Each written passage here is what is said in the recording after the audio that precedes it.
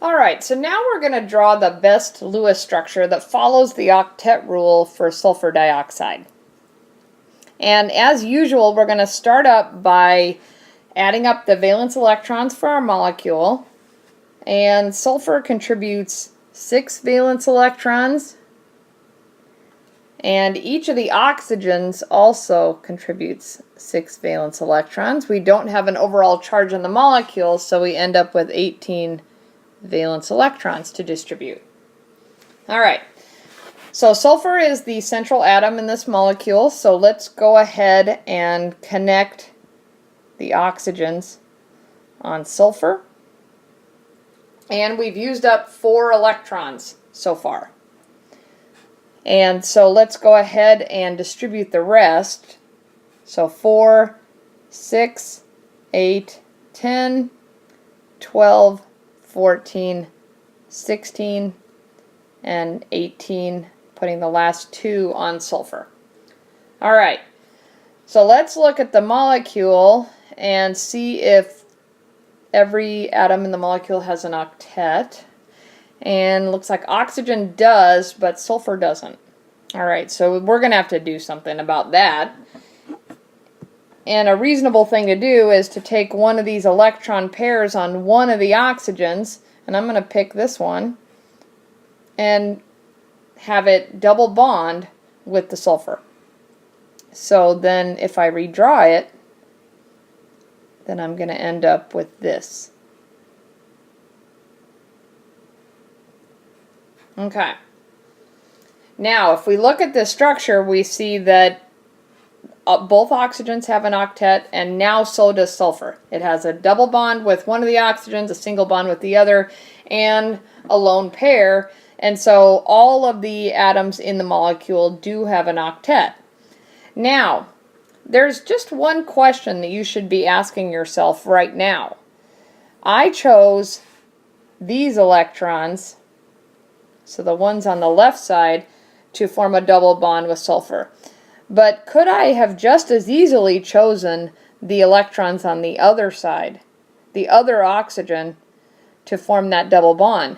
And the answer is yes.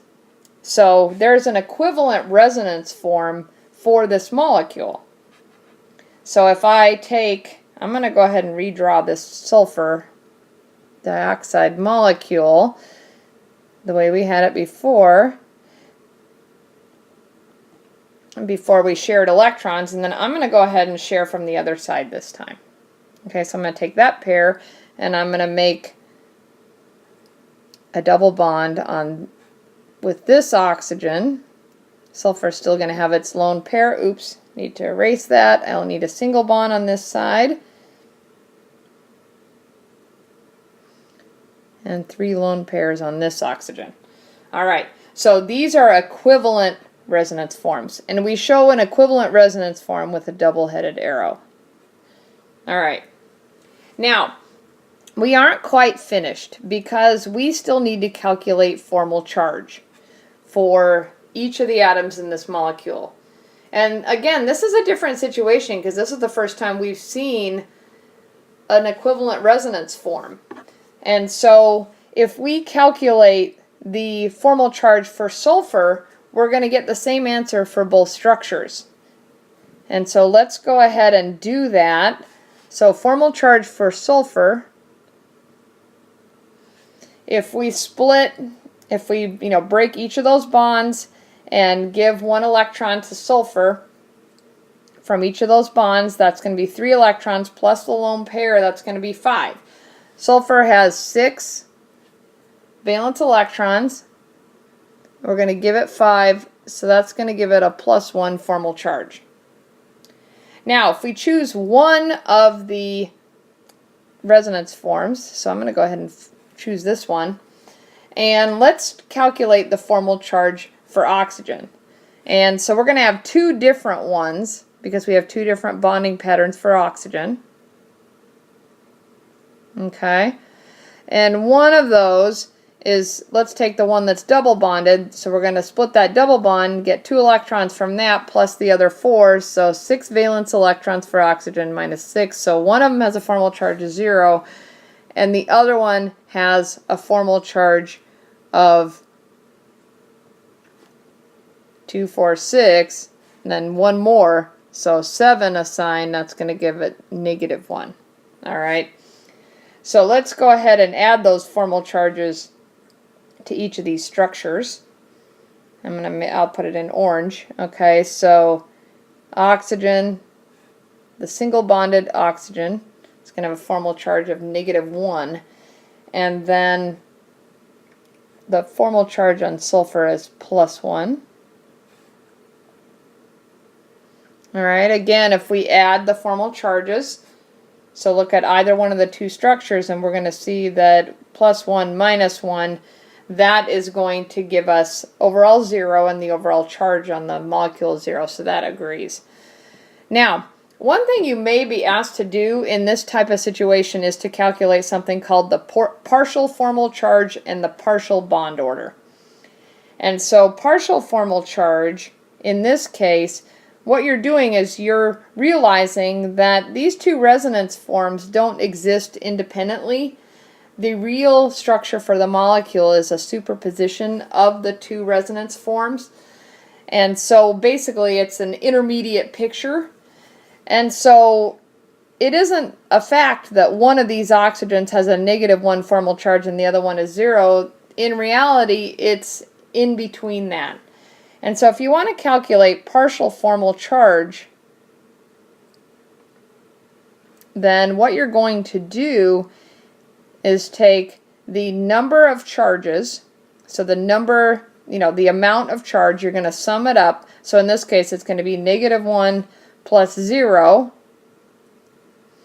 and you're going to divide it by the equivalent atoms. So in this case, both these oxygens are equivalent. They're both participating in resonance. And so we have a -1 formal charge if we look at either structure, and we have 2 equivalent atoms. So each of those oxygens has a -1/2 formal charge. So it has a fractional formal charge. It splits that formal charge between the 2 equivalent oxygens. All right, another thing to look at, we talked about bond order, and I mentioned that bond orders can be fractional. And so again, both these resonance forms exist as a superposition at the same time. So it isn't a fact that one of them is double bonded and the other one is single bonded. What actually happens is that they share that last bond. So the bond order here, the partial bond order, is going to be the number of bonds between equivalent atoms, so the number of bonding pairs. So if we look at one of the structures, we see one bond here, one here, and one here. So that's 3 bonds. And again, how many equivalent atoms or how many equivalent bonds? So these sulfur-oxygen bonds are equivalent. And so there are 2 equivalent bonds. And so the bond order is actually 3/2.